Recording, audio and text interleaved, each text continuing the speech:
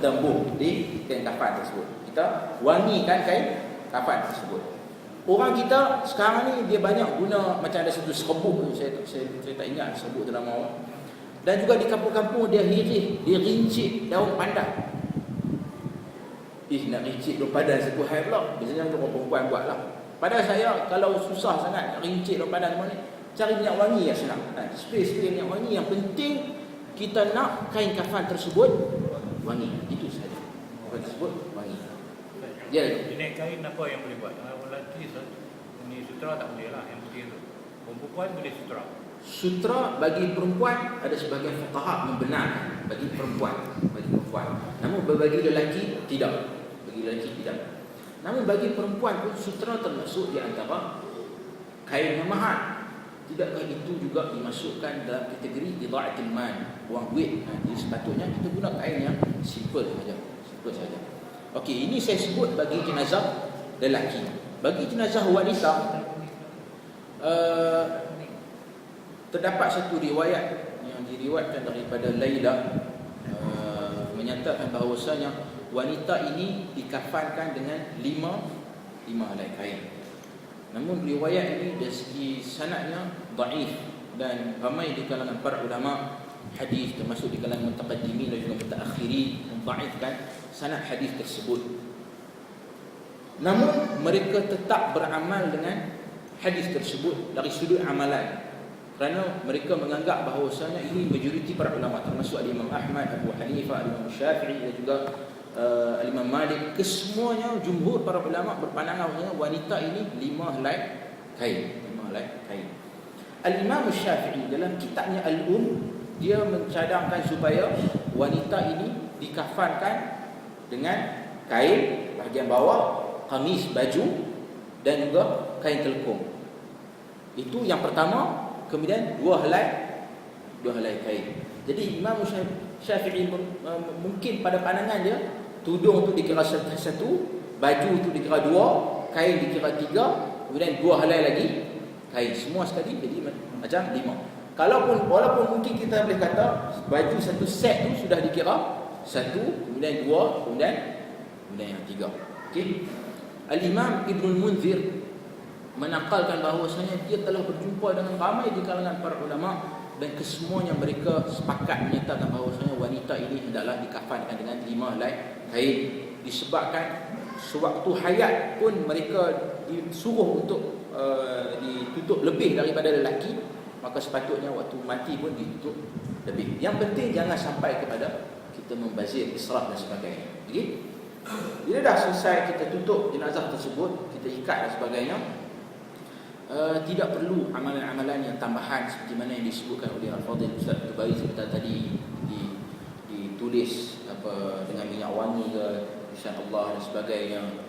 Ini semua tidak perlu dan tidak dinyatakan, termasuk Imam Syafi'i sendiri tidak menyebut perkara ini, bahkan dia termasuk di antara amalan yang direka dalam masyarakat kita khususnya. Bahkan mungkin dia menyerupai amalan orang bukan Islam yang melawakan, memekapkan mayat sampai nak pergi cantik-cantik sangat. Ini semua dilarang dalam agama. Okey. Bila dah selesai kafan, kita ikat semua benda daripada bawah, bahagian bawah sekali, mungkin bahagian kaki, dekat bahagian paha, dan bahagian pinggang, bahagian dada, dan di bahagian kepala, ujung kepala, kita ikat semua sekali. Okey. Itu secara umumnya cara untuk mengkafankan jenazah bagi lelaki dan juga bagi wanita. Okey, saya buka pada soalan. Aku ada sebentar sedikit tinggal ni.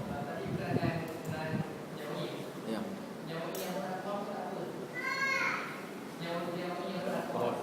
Oh, boleh tak guna minyak wangi berapa?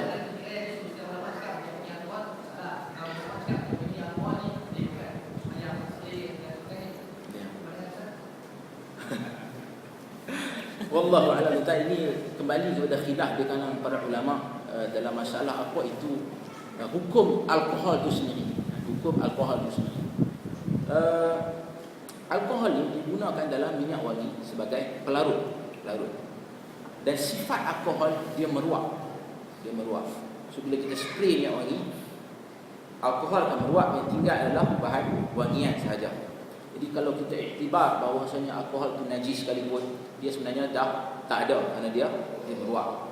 Kalau kita berpandangan bahawasanya alkohol itu tidak najis, yang saya kira mungkin wallahu alam pandangan ini agak lebih tepat berdasarkan banyak nas-nas yang mana para ulama berselisih pandangan pula dalam masalah adakah alkohol itu arak itu alkohol.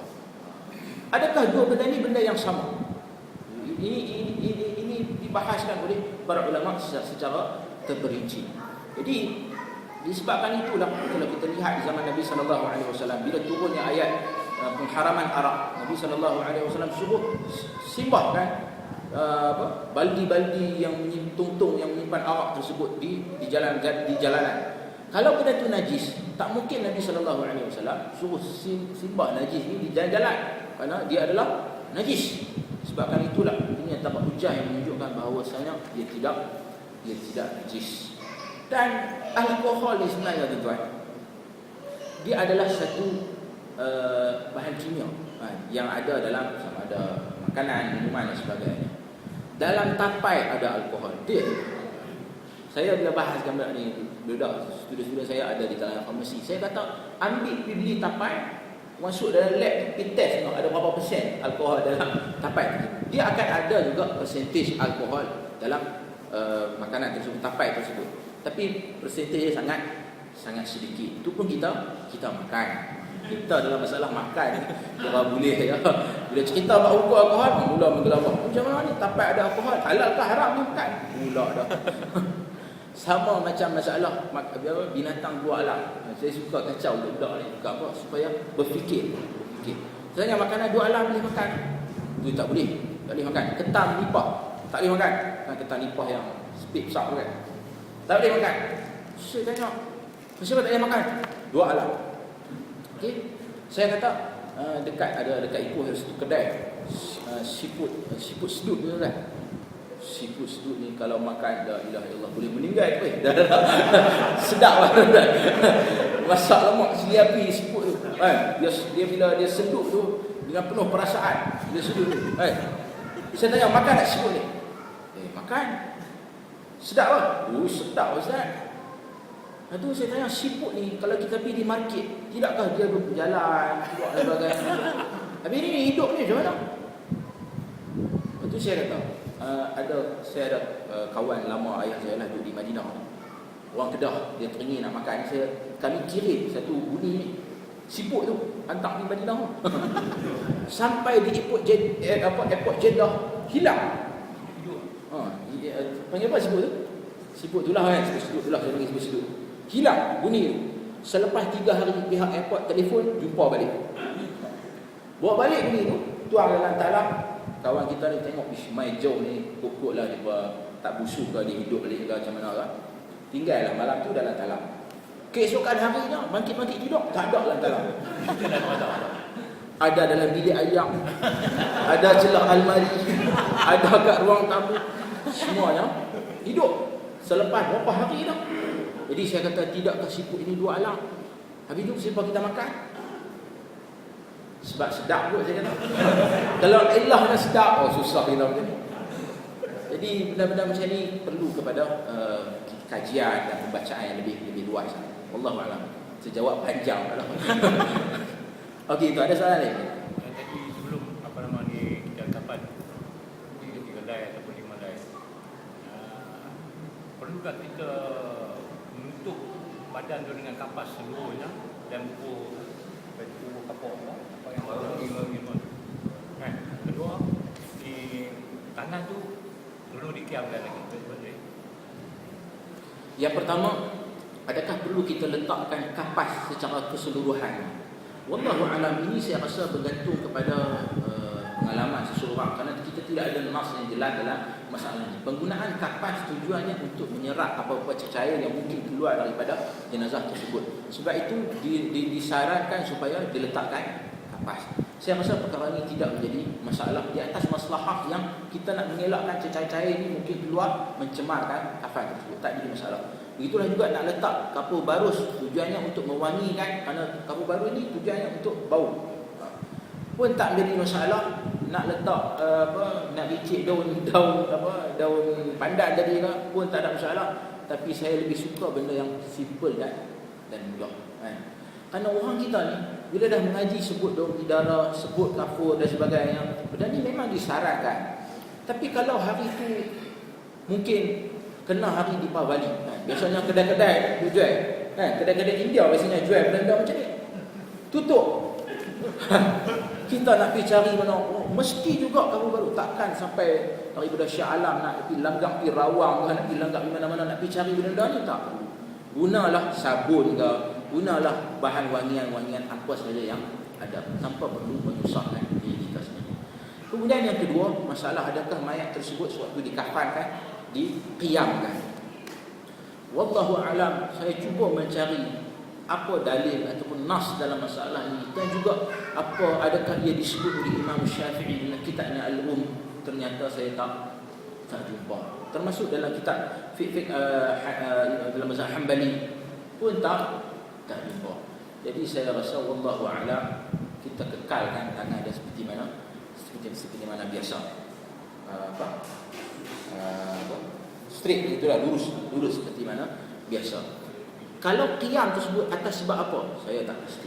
Kalau qiyam tu atas sebab kerana qiyam ni dalam keadaan semayang, ini bukan dia nak semayang, dia dah. Jadi saya rasa kita perlu untuk, kerana tujuan kita buat tu benda apa? Kerana dia adalah ibadat.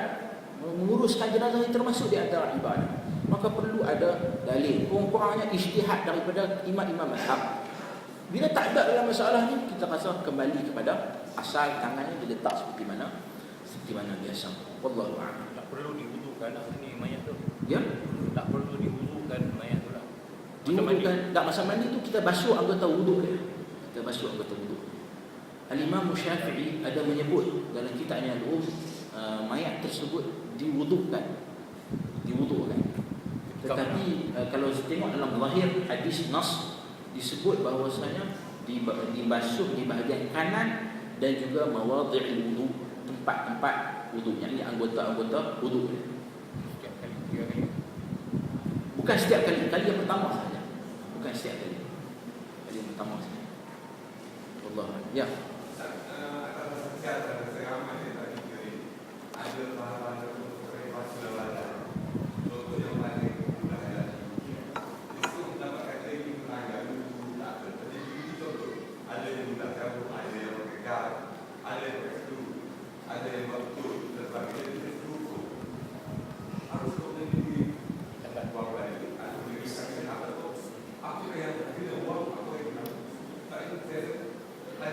Ya.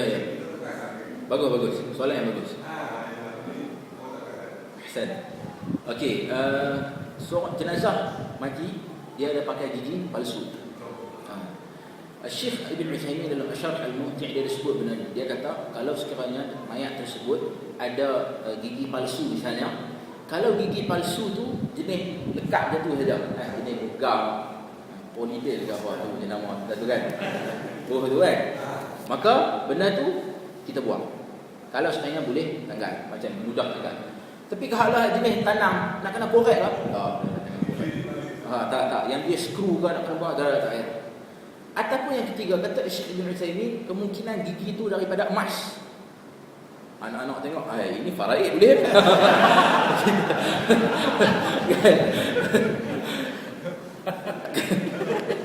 Kata Syekh Ibn Utsaimin, benda ni kalau sekiranya gigi itu daripada emas, kalau sekiranya